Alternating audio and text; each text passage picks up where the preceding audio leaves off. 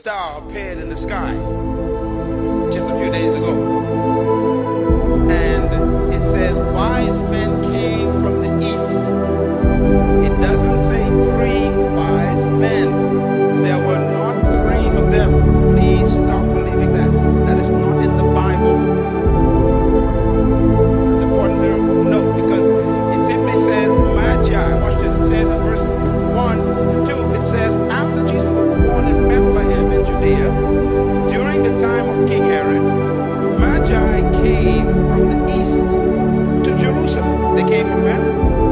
East. Now, east of Jerusalem is referring to Jordan, northern part of Syria. You go all the way down to Egypt, and then you go further over and you start entering into some of the eastern states.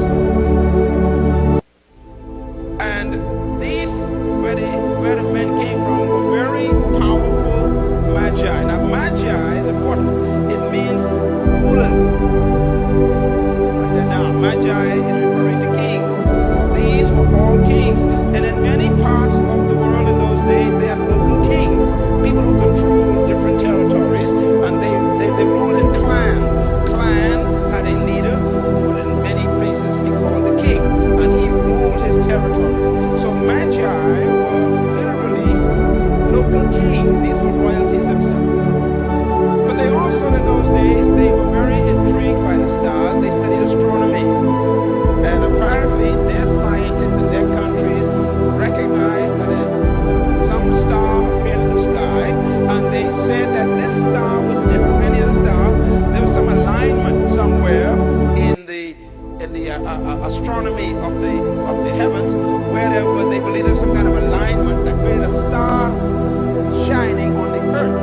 And their conclusion was the star meant that a royalty was born. Now they didn't know who he was, didn't know where he was.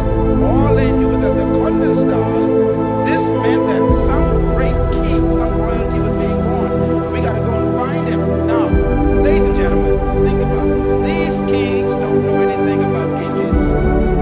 They're living in parts of the world where they worship the moon and the stars, and they worship idols. But they saw this star and they said, look, we have to go and find the king.